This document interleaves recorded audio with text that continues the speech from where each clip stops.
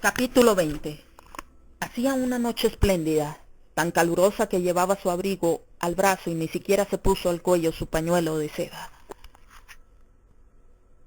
Cuando se dirigía a su casa, fumando un cigarrillo, dos jóvenes en traje de etiqueta pasaron a su lado.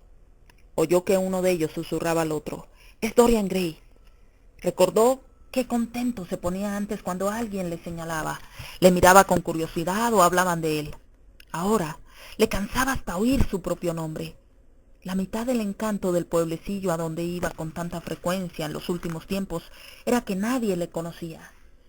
Muy a menudo le había dicho a aquella muchacha, a la que enamorara, que era pobre, y ella le había creído. En una ocasión le dijo que era un malvado, y ella se echó a reír, contestándole que los malvados eran siempre muy viejos y muy feos. Y como se reía, parecía su risa el canto de un tordo, y qué linda estaba con su trajecillo de percal y sus anchos sombreros. Ella no sabía nada, pero tenía todo lo que él había perdido. Cuando llegó a la casa, su criado estaba esperándole. Lo mandó a la cama y se dejó caer sobre el diván de la biblioteca, poniéndose a pensar en algunas de las cosas que Lord Henry le había dicho. ¿Sería cierto realmente que nadie podía cambiar? Sintió un vehemente anhelo de la inmaculada pureza de su infancia blanca y rosada, como la llamara Lord Henry en cierta ocasión. Sabía que él mismo la había manchado, corrompiendo su espíritu y llenando de horror su imaginación. Sabía también que había ejercido una influencia perniciosa en los demás, experimentado un horrible gozo en ser así, y que de las vidas que se habían cruzado con la suya eran precisamente las más puras y llenas de promesas las que había llevado al oprobio y a su perdición. Pero, ¿sería irreparable todo aquello? ¿No habría alguna esperanza para él? ¡Ay! ¿En qué monstruoso momento de orgullo y de pasión había implorado que el retrato sobrellevara el peso de sus días, en tanto que él conservaba el esplendor inmaculado de su eterna juventud? Toda su catástrofe se debía a aquello. Hubiera sido mejor para él que cada pecado de su vida hubiese traído consigo una pena segura y rápida. Todo castigo purifica. No, perdónanos nuestros pecados, sino castíganos por nuestras iniquidades. Debiera ser la oración del hombre a un Dios más justo. El espejo primorosamente cincelado que Lord Henry le había regalado hacía ya muchos años yacía sobre la mesa, y los blancos cupidos reían en torno suyo como en tiempos lejanos. Lo cogió como hiciera aquella horrenda noche, cuando advirtió por vez primera el cambio del retrato fatal, y con los ojos empañados por las lágrimas se contempló en su bruñida superficie. En una ocasión, cierta persona que le había amado locamente le había escrito una carta disparatada, que terminaba con estas palabras propias de un idólatra: «El mundo ha cambiado porque tú estás hecho de marfil y oro. La curva de tus labios vuelve a escribir la historia». Recordó la frase y se la repitió una y otra vez a sí mismo. Luego sintió repugnancia de su propia belleza y arrojando al suelo el espejo, lo hizo añicos de plata bajo sus talones. Su belleza había arruinado su vida, su belleza sí, y también la juventud implorada. De no haber sido por una y otra, su vida habría estado libre de toda mancha. Su belleza no había sido para él más que una máscara y su juventud una burla. ¿Qué era la juventud en el mejor de los casos? Un tiempo verde y prematuro, de carácter frívolo y pensamientos malsanos. ¿Por qué había llevado él librea? La juventud le había arruinado. Era mejor no pensar en el pasado. Nada podía cambiarlo ya. Ahora debía pensar en sí mismo, en su propio futuro. James Vane yacía bajo tierra en una tumba anónima del cementerio de Selby. Alan Campbell se había suicidado una noche en su laboratorio, sin revelar el secreto que se había visto forzado a conocer. La conmoción que había provocado la desaparición de Basil Hallward pronto se desvanecería. Ya estaba desvaneciéndose. Por otra parte, no era la muerte de Basil lo que más pesaba en su espíritu, era la muerte en vida de su propia alma lo que más le desazonaba. Basil había pintado el retrato que arruinó su vida. Él no podía perdonarle esto. Sí, el retrato era el culpable de todo, Basil le había dicho cosas que no podía tolerar, y con todo las había tolerado con paciencia. El crimen no había sido más que la locura de un momento. En cuanto a Alan Campbell, su suicidio no era más que un acto de su propia voluntad. Él lo había querido así. Nada tenía él que ver con aquello. Una nueva vida, eso era lo que anhelaba, eso era lo que estaba esperando. Seguramente ya la había comenzado. Sea como fuere, había perdonado a un inocente y jamás volvería a tentar a la inocencia. Iba a ser bueno. Al pensar en Hetty Merton, se preguntó si el retrato, en el cuarto cerrado, habría experimentado algún cambio. ¿No podría haber perdido algo de su horror? Tal vez si su vida se volviera pura, llegarían a borrarse de su rostro las huellas de las malas pasiones. Tal vez ya estaban desapareciendo. Iría a verlo. Dorian cogió la lámpara de la mesa y subió sigilosamente la escalera. Mientras desatrancaba la puerta, una sonrisa de satisfacción cruzó su rostro extrañamente joven y se detuvo un momento en sus labios. Sí, iba a ser bueno, y aquel objeto repugnante que había escondido ya no le aterraría más. Sentíase ya como si se hubiera quitado ya aquella carga de encima. Entró sin hacer ruido, cerrando las puertas tras de él, como solía hacer siempre, y descorrió el paño purpurino que tapaba el retrato. Un grito de dolor y de indignación brotó de sus labios. No advertía ningún cambio, salvo cierta expresión ladina en los ojos y la crispada mueca del hipócrita en los labios. El rostro era todavía repugnante, aún más repugnante si esto era posible, y el rocío escarlata que manchaba la mano parecía más brillante y más como sangre recién derramada. Dorian empezó a temblar. ¿Había sido sencillamente la vanidad lo que le había inducido a cometer una buena acción?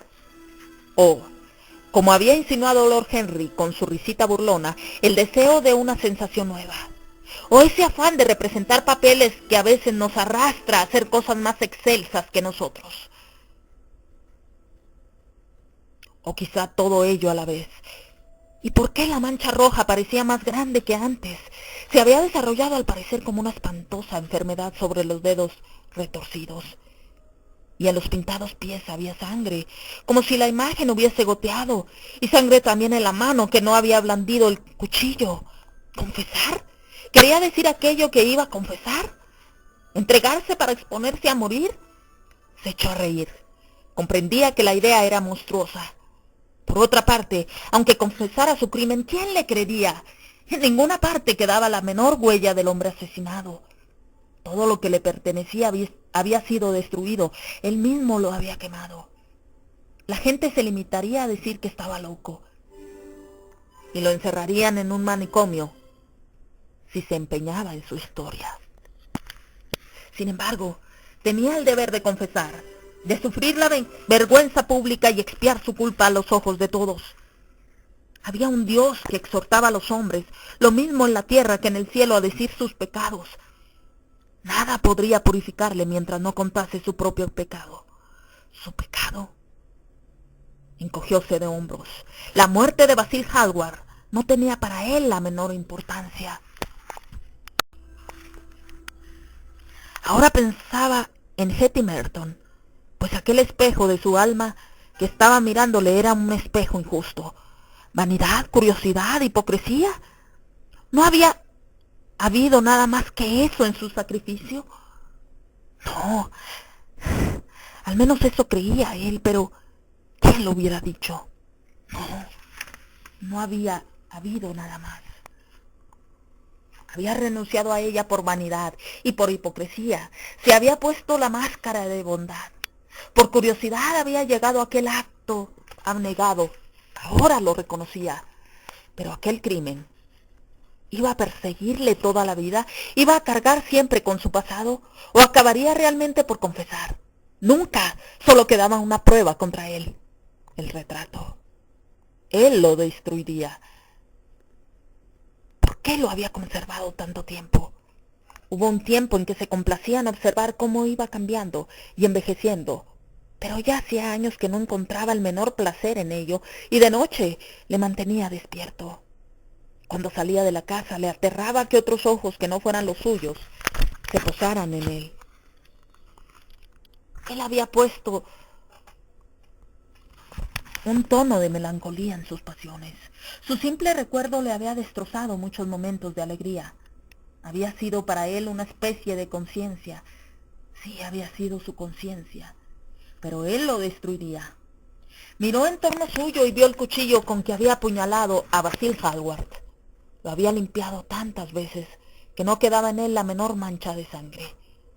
Su hoja resplandecía. Del mismo modo que había matado al pintor, mataría ahora su obra y cuanto ella significaba. Mataría el pasado y cuando hubiera muerto éste, se sentiría libre. Mataría aquella monstruosa alma viviente y al liberarse de sus horribles advertencias, volvería a encontrar sosiego. Se acercó al cuadro y empuñando el cuchillo lo descargó sobre el lienzo. Oyéronse un grito y un crujido. El grito fue tan espantoso en su agonía que los criados despertaron sobresaltados y salieron apresuradamente de sus cuartos. 2 hombres que pasaban en aquel momento por la plaza se detuvieron y se pusieron a mirar la casa. Luego fueron en busca de un policía y lo trajeron consigo. El policía llamó a la puerta varias veces, pero nadie contestó. Toda la casa estaba a oscuras. Solo brillaba una luz en una de las ventanas de arriba. Se dirigió entonces a un portal cercano y allí estuvo vigilando por algún tiempo. ¿De quién es esta casa?, preguntó el caballero de más edad. De Mr. Dorian Gray, replicó el policía. Los 2 caballeros se miraron uno a otro y se alejaron haciendo un gesto despectivo. Uno de ellos era el tío de Sir Henry Ashton. Mientras tanto, dentro de los cuartos de criados la servidumbre, a medio vestir, cuchicheaba. La anciana Mr. Sleeve lloraba a gritos, retorciéndose las manos. Francis estaba pálido como un muerto. Al fin, después de un cuarto de hora, el ayuda de cámara subió por la escalera acompañado del cochero y de uno de los lacayos. Llamaron a la puerta sin que hubiera contestación alguna. Dieron varias voces, pero en vano. Seguía reinando el silencio. Entonces, después de haber tratado de forzar inútilmente la puerta, subieron al tejado y se descolgaron por el balcón. Las ventanas no opusieron la menor resistencia. Los visillos eran ya demasiado viejos. Al entrar, vieron colgado de la pared un espléndido retrato de su amo, tal como lo habían visto la última vez. En todo el maravilloso cenit de su juventud y su belleza.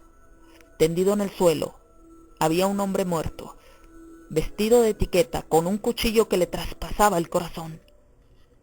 Era un hombre marchito, arrugado y de rostro repugnante.